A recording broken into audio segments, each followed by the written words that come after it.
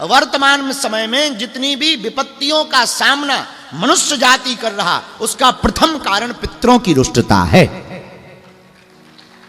पहला कारण पितरों की रुष्टता है। पितरों के प्रति श्रद्धा उत्पन्न करके पिंडदान करना, उनके लिए मोक्ष के लिए प्रार्थना करना, भोज करवाना, नियम करना, व्रत करना, सत्कर्म आदि सत्संग आदि कराना परम कर्तव्य है। जो भी पुत्र अपने पूर्वजों के निमित्त श्राद्ध से श्रद्धा से श्राद्ध करवाएगा, वही पुत्र कहलाने लायक होगा। पुत्र का, अभी हमारे पूज्य गुरु भाई कितनी अद्भुत बात बोले, पुत्र का धर्म ही है, पुत्र होने का अर्थ यही है, अपने पूर्वजों के लिए श्राद्ध करना। ये पुत्र का धर्म है। पुत्र का धर्म है मुखाग्नि देना। अच्छा, पुत्र का इतना बड़ा धर्म नहीं है कि संपत्ति बंटवाना। नाम तुम पिता का, नाम पिता का, संपत्ति पिता की, मकान पिता का, मजे तुम मार रहे। अब आपका कर्तव्य क्या है? ऊपर से पिता को कई बार तुम वृद्धाश्रम छोड़ देते हो, दुत्कार देते हो, डांट देते हो, मां को भी डांट देते जिसने जन्म दिया, जिसने पालन पोषण किया, उल्टा बोल देते हो। जरा विचार करना, तुम्हारे लिए मां बाप ने इतना किया, तुमने क्या किया? एक बार सोचना, थोड़ा सा आत्ममंथन करना। तुम्हारे लिए मां बाप ने इतना किया, तुमने क्या किया? तुम्हारे लिए तुम्हारे परदादा ने अपने कुल और गोत्र को बचा करके रखा, तुमने क्या किया? तुम्हारे पूर्वजों ने वर्ण संकरी संतति से तुम्हें बचा कर रखा, तुमने क्या किया? तुमने अपने पूर्वजों के लिए क्या किया? तुमने अपने पिता के लिए क्या किया? इसका मतलब ये नहीं, बहुत से लोग गया जी में पिंडदान करके जाते हैं, पर सब अब तो हम गया जी हुआ है। गया में पिंडदान करने का मतलब ये नहीं कि अब आप ऋण से मुक्त हो गए। कभी भी पूर्वजों के ऋण से आप मुक्त नहीं हो सकते। आपने यहां कर लिया, आप बहुत अच्छा किया कि आप गया जी आ गए, ब्रह्म कपाल भी जा सकते हो। और नहीं है सामर्थ्यता तो घर पर प्रति श्राद्ध पक्ष में भंडारा, दीनहीनों को दान, प्यासे को पानी, भूखे को भोजन, भूदेवों को बुला करके भगवत चर्चा करना, सुंदर कांड का पाठ करवाना, थोड़ा सा दान पुण्य करना, थोड़ा सा पितरों को याद करके श्रद्धा से उनको धन्यवाद देना। और बुरा मत मानना, हम एक पक्ष में थोड़ा नहीं है। मरने के बाद तुम अगर पिता को गंगा पहुंचाओ तो कोई बहुत बड़ी बात नहीं। जीते जी गंगा जल पिलाओ तो थोड़ी सी बात अच्छी। तुम जीते जी माता पिता को दुत्कारते रहे, जीते जी तुमने अवहेलना की, जीते जी तुमने ध्यान नहीं दिया, मरने के बाद तुम पुराण बैठा रहे, गायत्री जप करवा रहे, अनुष्ठान करवा रहे, पितृ गायत्री करवा रहे, त्रिपिंडी श्राद्ध करवा रहे, गरुड़ पुराण बैठा रहे, भागवत पुराण बैठा रहे, और आपके जीवन में दोष लगने का यही मुख्य कारण है कि आप जीते जी उनको नकारते रहे, मरने के बाद उनको पुकारते रहे। जीते जी तुम नकारते हो, मरने के बाद पुकारते हो, इसलिए तुम्हें दोष भोगना पड़ता। पितृ हैं कौन? पितर किनको कहते हैं? पितृ हमारे पूर्वज, ताऊ, चाचा, नाना, नानी, दादा, दादी, ये सब हमारे पूर्वज। परदादा, परदादी, अजादादा, अजादादी, ये हमारे सब पूर्वज हैं। बहुत लंबी श्रृंखला है। कुछ लोगों के बारे में हम लोगों को पता ही नहीं होता। ये पितृ हैं। अच्छा, पितृदोष का परिणाम क्या है? पितृदोष का पहला परिणाम तो है कि वंश में मानसिक विक्षिप्त बच्चे होने लगे, ऑटिज्म। और वर्तमान में हमारा पूरा रिसर्च जितना है हमारा खुद का, ऑटिज्म के शिकार बच्चे बहुत मिलते हैं, मानसिक विक्षिप्त लोग, बच्चे। उसके पीछे कारण है पितृदोष। दूसरा कारण वंश वृद्धि में रोक।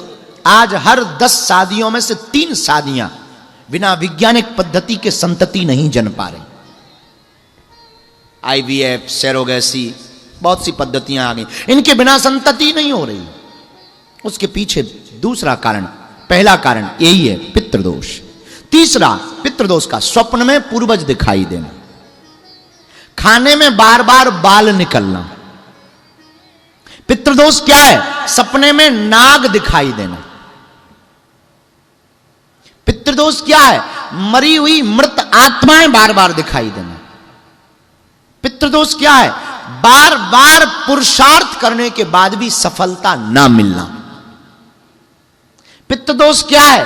विवाह मंगल काज में बहुत देरी होना और ना होना और टूट जाना,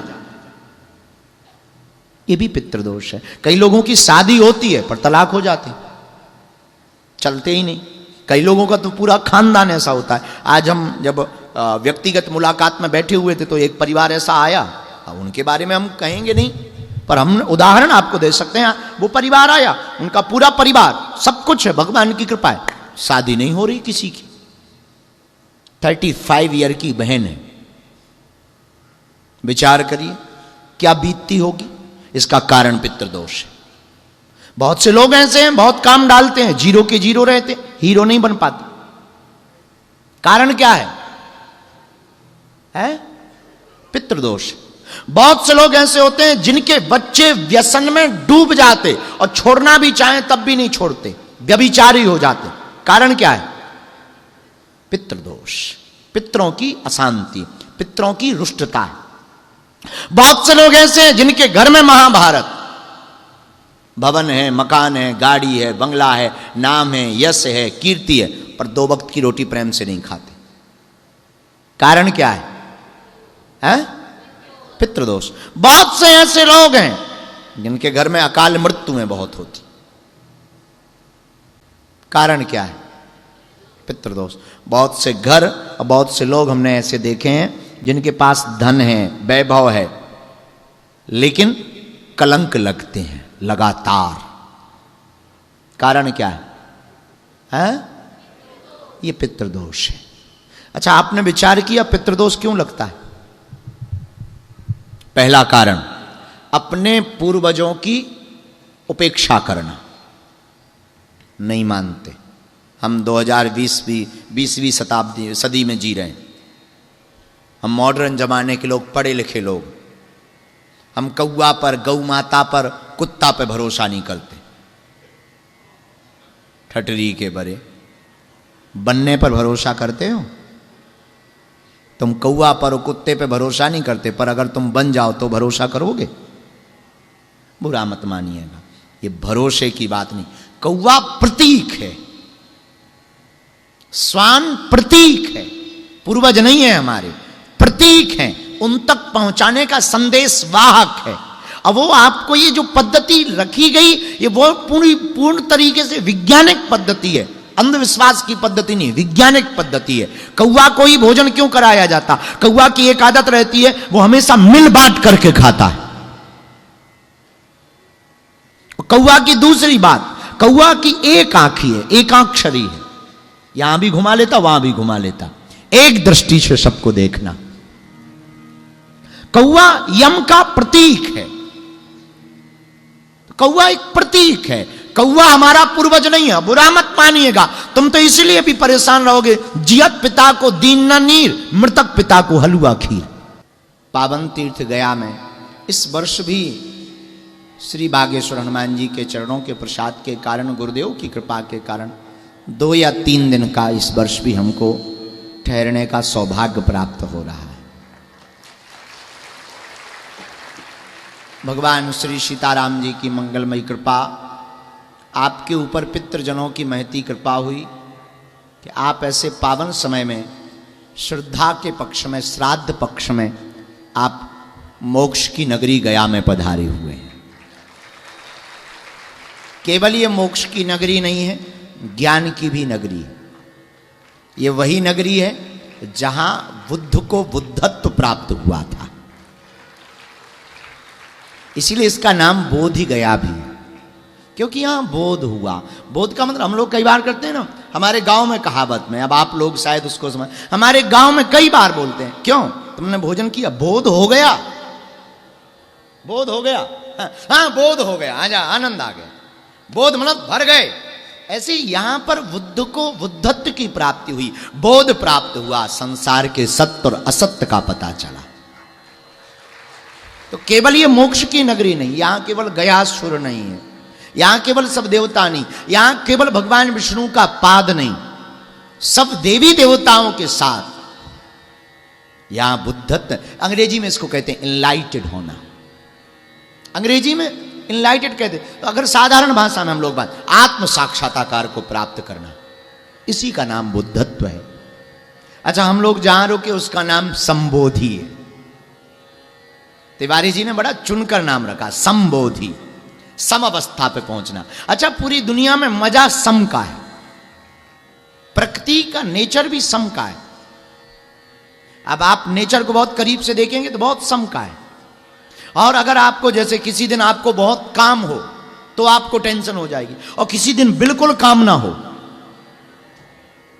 तो टेंशन, बहुत ज्यादा काम करना हो तो टेंशन, इतना काम, और बिल्कुल ना हो तो टेंशन। अब कमरों में करोगे क्या, दीवारें काटती। दोनों को बैलेंस बनाने के लिए थोड़ा काम करो, थोड़ा आराम करो, थोड़ा काम करो, थोड़ा आराम करो।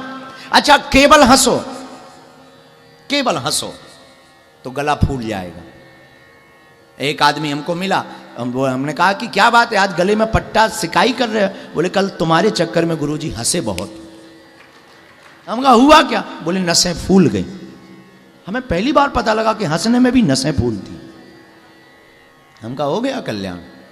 बताइए, तो ज्यादा हंसो तो दिक्कत, अच्छा ज्यादा रो तो आंसू गायब हो जाते तो भी दिक्कत। बैलेंस बना के चलो, थोड़ा रो लो, थोड़ा मुस्कुरा लो।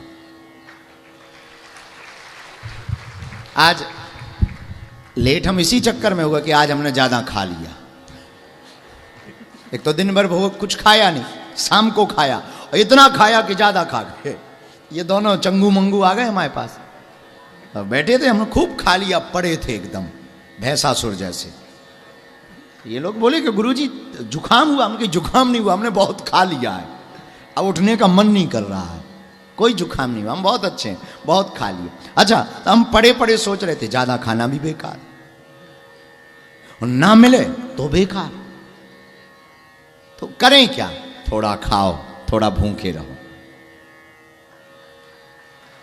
थोड़ा रो, थोड़ा हंसो, थोड़ा आराम करो, थोड़ा काम करो, थोड़ा सांसारिक भी हो जाओ, पर थोड़े सन्यासी भी हो जाओ, थोड़े अज्ञानी भी रहो, पर थोड़े ज्ञानी भी रहो। ज्यादा ज्ञानी होना भी बेकार है, फिर आदमी जी नहीं पाता है, सब में लॉजिक चाहिए उसे। ज्यादा पढ़ लेने वाले बहुत खतरेदार आदमी होते हैं। जितना विनाशक आदमी ज्यादा पढ़ लेने वाला होता है उतना मूर्ख नहीं होता। पढ़ लेने वाला बहुत विनाशक आदमी होता है, तो ज्यादा पढ़ लेना भी मूर्खता है। थोड़े हमारे जैसा उल्लू भी होना चाहिए, बीच का बीच, थोड़ा थोड़ा, थोड़े मुस्कुराओ भी। अच्छा, थोड़े घर में भी रहो, थोड़े बाहर भी रहो, थोड़े घट में भी रहो। घट मतलब हृदय, अंतर्मुखी। ये अंग्रेजी का एक शब्द इंट्रोवर्ट। थोड़ा अंतर्मुखी हो जाओ, थोड़े घट में भी रहो, थोड़े बाहर भी रहो, थोड़े बैरागी भी हो, त्यागी भी हो, थोड़ा थोड़ा सब कुछ होना चाहिए। बैलेंस बनाकर चलोगे तो जिंदगी का मजा आएगा। थाली में एकदम मीठा होगा, खाने का रस चला जाएगा, पर थोड़ा तीखा हो, थोड़ा मीठा हो, आहा। गोलगप्पे बहुत लोगों की पसंद होती है, तो एक दिन हमने, बल्कि हमारी भी पसंद है, तो एक दिन हमने सोचा कि गोलगप्पे एक ऐसी डिश है जो भारत में बहुत लोगों को क्यों पसंद है। तब हमें समझ में आया कि उसमें चटकारा भी है और उसमें मीठा भी है, दोनों है, बैलेंस है, इसलिए लोगों को पसंद है। पिक्चर भारत के लोगों को बहुत अच्छी लगती है, दुनिया के लोगों को अच्छी लगती है। विदेशों में भी जाओ तो पिक्चर के बहुत शौकीन होते हैं। पिक्चर में दोनों होता है, ज्ञान भी होता है, ढिसुम ढिसुम भी होता है, इलू इलू भी होता है, सब थोड़ा थोड़ा होता है। अब वो पिक्चर हिट होती है जिसमें सब हो, जिसमें सब हो, केवल ढिसुम ढिसुम हो, मार धाड़, कोई नहीं देखेगा। और केवल इलू इलू हो तो नहीं कोई देखेगा।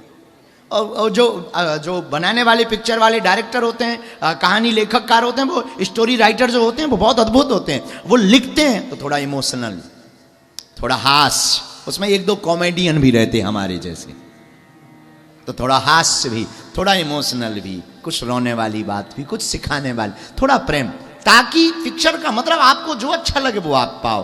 किसी को हंसी अच्छी लगती, किसी को उसमें मार धाड़ अच्छी लगती, किसी को गीत संगीत अच्छे लगते, तो लोग गायन सुनते, गीत सुनते, जिसको जो प्रिय, सब कुछ होता है। तो फिर पिक्चर 3 घंटे हम ऐसे खो जाते हैं जैसे ये हम ही पात्र बन करके आ गए। उस कहानी को हम अपनी कहानी से जोड़ देते हैं, थोड़ा थोड़ा सब कुछ।